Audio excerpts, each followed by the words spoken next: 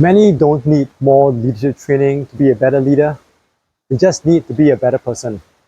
I've worked with nearly 1,200 leaders since 2021, and I've seen many people attend leadership programs to learn about communication, emotional intelligence, difficult conversations, performance management, etc.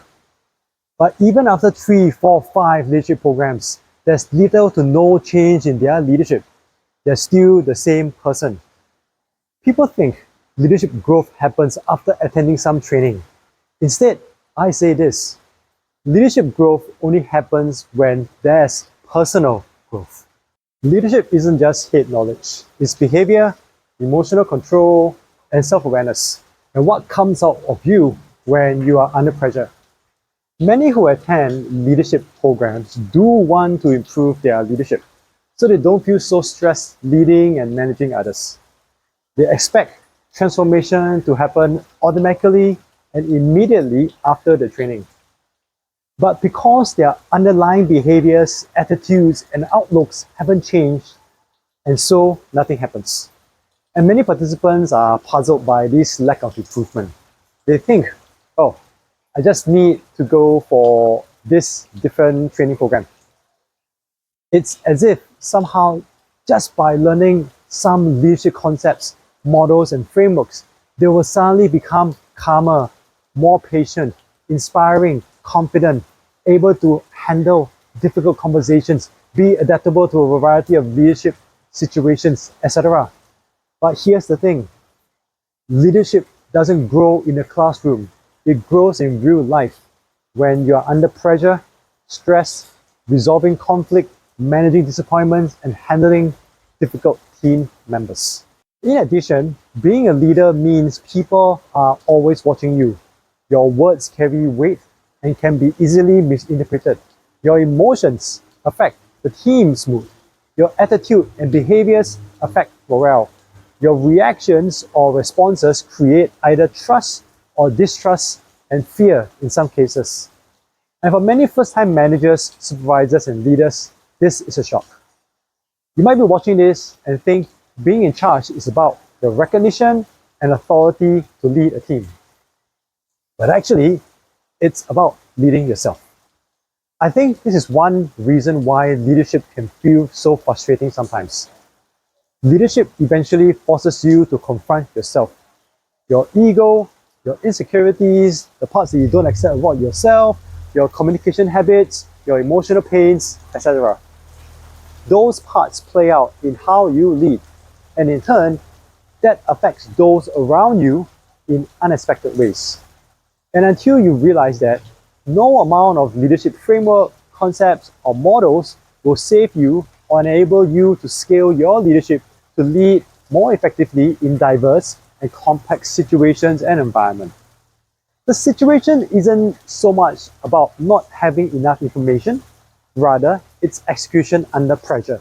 Reacting emotionally where you should have stayed calm. Speaking too much where you should have listened. Feeling insecure so you end up micromanaging to impress your team and show that you deserve to be in charge. When under pressure, you revert to who you truly are. Someone with the mindset and thinking of a team member trying to fill the larger shoes of a team leader.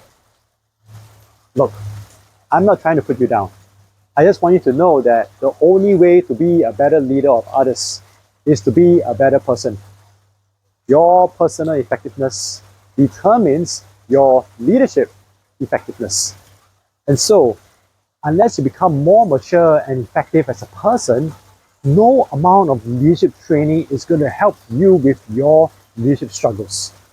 Because the problem here is that you're struggling with yourself. Years ago, when I was researching and writing our book, First Time Leadership, I was sharing with my co-author about how under-equipped I felt. I had now been promoted to lead a team ever in my corporate career. I still didn't understand leadership despite having interviewed over 20 leaders at the time. Who would listen to someone like me? My co-author laughed and then said, "Sounds like your imposter syndrome." His words were the wake-up call I needed. If you desire to be an effective leader, then understand this. You have to put in the work to improve yourself. I have many participants, especially new supervisors and team leaders, who want organization-specific examples. And when we give it to them, they say it's still not specific enough. They keep explaining why their situation is different, that the team is being difficult, the team members, the problem one, or that their environment is somehow special. You know what? That's just you wanting things easy. Leadership is something you can understand intellectually, but emotionally resist applying it. You can know emotional intelligence, but still be emotionally immature. You can understand leadership mindset and still struggle to lead others. You can attend communication workshops and still hurt others with your words. The issue isn't about knowledge. It's self-identity, who you are as a person. The leader and you are the same person. When you are leading, you have to be right. You must come up with all the answers and ideas. Spending more time trying to be an impressive leader rather than just providing a stable work environment for your team to be productive? Is this who you are as a person outside of work? What's going on in your personal life? Can't afford to admit that you don't know? Do you have the need to be liked by others? If you refuse for whatever reason to address the deeper issues within you, then you will stay the same as a person. And so will your leadership. To improve your leadership is to grow as a person. You have to find, one way or another, a way to address and resolve these underlying issues. If not, they'll keep playing up when you lead. And if this information alone has helped you to rethink leadership a little differently, then I invite you to like the video so we can help more people discover these kind of leadership conversations. So, even if you're willing to grow as a person, that journey of growth and the pressure along the way will bring about the next problem. People don't remember what you say, they remember how you made them feel. You're constantly sending non-verbal signals to those around you. If you're anxious, so will your team. If you're emotionally unpredictable, they will be cautious. If you are reactive, then people stop feeling psychologically safe. Some participants I work with think the team members are the problem, that they should know better. But that's not how it works when you're in charge. When you're a new leader, the pressure is on. I know what it's like. You're always being observed by someone else. That could be your boss, your team members, other teams, other stakeholders, etc. How you go about managing deadlines, different stakeholders, resolve conflicts, have difficult conversations about performance issues, how you go about motivating your team, and when you're not getting the responses that you think you should. Under pressure, some leaders become more controlling, passive-aggressive, emotionally distant, overly harsh, or even shut down completely and go into doing mode. When you're in charge, your emotions are on full display for all to see. Eventually, the team will respond to these emotions in their behaviors. And this is something leadership training alone cannot fully solve. Because emotional regulation isn't just knowledge. It's self-awareness, discipline, plus the willingness to mature as a person. What happens to you when you are under pressure? Do you become impatient, interrupt people, defensive, sarcastic, avoid conflict of any form? Leadership isn't just about managing tasks in your team and setting direction. It's also managing your emotions while doing so consistently. Now, I'm not saying you can't display emotions. After all, you're not a robot. Some display of emotions is good because it shows you're connecting, but not over the top. It's okay if you're frustrated due to a setback at work, and you can let the team know that you are frustrated. Then get started on a plan to move forward. It's okay to be pleased when things go your way for your team. It's not okay to be literally jumping for joy or be irrationally exuberant. Just moderate your emotions when you're leading. People need to see that you're in control of yourself. Because if not, then they'll wonder, what else are you not in control of? And once you understand you have to manage your emotions, then you'll realize that you have to manage your behaviors as well. Many leaders understand the concept of being a role model because when you're in charge, everyone in your team is watching you. Your behaviors, reactions, and habits are signals for them, and they become the foundation for the team's culture. That's why role modeling is so powerful, because your team is doing what you do, not just what you say. You tell people not to gossip, stay calm, and take ownership, but you do the opposite. What do you think is going to happen?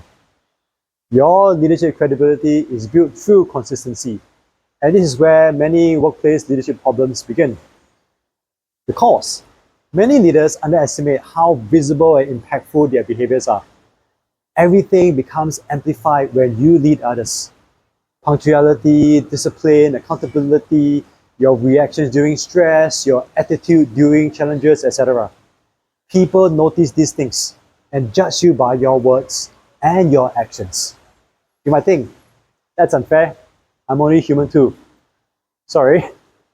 As a leader, you're held to a higher standard. The challenge here is that often as a leader, you may not realize the impact of your own behaviors. You may be leading with the best intentions, but your team judges you by your behaviors using their own criteria. You might be coming out with all the answers and ideas because you want to help them, but they see you as micromanaging. So they stop coming up with ideas because it's a waste of their time. And this is why self-leadership matters so much, particularly self-awareness. Go find a mentor or trusted peer who will give you some feedback on the impacts of your behaviors. Because before you even think about influencing your team's behaviors, first start by being aware and managing your own. That also means one area to look at is how you communicate. In one of the classes I was running, we were practicing some performance conversations. There was this one participant who shared with the class that I know what to say, but I struggle to say it in a positive way. It was a bit of a laugh for the class, but it highlights an important point in leadership. Communication is one of the most underestimated skills. Some of you might think, it's just talking, right? Yes and no. Yes, in that it is talking to another person like you are having a normal conversation. No, in that leadership communication, especially verbal, and let's not get into the written or non-verbal side, is influencing the emotions of the other party so they continue to perform. Timing, tone, intent, and delivery all matter. Not in one big incident, but in the daily conversations. Hopefully, the way you communicate as a leader doesn't lead to public embarrassment, sarcasm, dismissive comments, impatience, and emotionally charged reactions. Good behavior can still fail if your communication damages trust. Words carry extra weight when you are a leader because you are held to a higher standard. That's why you're in charge. You get both privileges and responsibilities that come with the position. A casual sentence from a fellow team member might be forgotten tomorrow, but the same sentence from a leader that can stay in someone's head for months or years. I would know because I'm doing what I do now in leadership because a boss once said to me, show more leadership. And this is why communication matters so much in leadership. Because as a leader, you not only have to deliver hard truths and honest feedback and say it in a responsible way that shapes not only the individual, but the emotional climate of the team. You think after you speak with a team member, others can't tell if the conversation went well by their body language or facial expressions? When the leader speaks, you can either uplift or bring down an entire team. This is why how you speak with yourself matters before you go speak with others. What's going through your mind when you face setbacks, challenges, or need to give yourself a reality check? If you're kind and honest with yourself in a responsible, constructive way, then you will naturally do the same with the rest. So, before you manage conversations with your team, first manage conversations within yourself. I think this is one of the hardest parts of leadership. Speaking with intention when under pressure. And this brings us to the final struggle, because the way you communicate reflects your overall attitude and outlook as a leader. There was a store manager of a luxury jewelry brand that I once interviewed for my book. He told me that whenever the team was struggling with their sales target, he had to be more positive in his outlook and conversations with them, because he noticed that his team would react accordingly to his attitude and was conscious about creating the right attitudes and outlooks for them to stay motivated in their work. I think many leaders don't fully realize this, but the team absorbs the attitude and outlook you bring into the room. If you're negative, always complain, and are cynical, what do you think is going to happen with your team? Ever wonder about that saying, win hearts and minds? When the heart is affected, so will the mind. As a leader, what comes out of you eventually spreads to the team. And in one respect, that's why leadership can be tiring sometimes, because it forces you to continuously manage your internal state. You can't fake positivity all the time. You have to be responsible for your attitude and outlook, because your team is constantly reading your energy every day. What do you think is going to happen if you're low energy at work one day? You think your team is going to be high energy? So, if you're not bringing that necessary attitude and outlook into your daily team interaction, do you think your team will bring theirs? Now, I'm not saying fake positivity or some other false attitude or outlook. I'm saying bring that much needed enthusiasm about being the leader, your leadership, and its impact on the purpose and work of the team. That kind of enthusiasm does more for long-lasting motivation than any extrinsic incentive. All of us know someone who is immature for their age. I've come across people in their 60s who behave and think like they're in their 40s. Leadership is kind of like that. If you're immature as a person, then leadership will be a struggle for you, because you have to be the adult in the room. This is why personal growth and maturity, and ultimately personal effectiveness, is so important in leadership. You keep discovering new blind spots, unhelpful emotional habits, insecurities, other areas where pressure still affects you. It's less about leading others and more about leading yourself in your mindset, emotions, the way you communicate with yourself and others, your behaviors and attitudes. Leadership growth never ends because your personal growth doesn't end. The faster you grow as a person and coupled with the right leadership training, and you will skyrocket your ability to lead. Some of you watching might be thinking, man, I have to watch my ego, emotions, behaviors, the way I speak, and my attitude, so many things. The solution is actually pretty simple. Grow as a person until those things that you need to lead well become who you are. You just need to work on your leadership journey one day at a time. For me, after that episode with my co-author and my imposter syndrome, it took a few years, and eventually I got to a point where I sufficiently understood how effective team leaders thought, spoke, and behaved. I've taken that understanding and applied it into my first-time leadership program for team leaders and supervisors.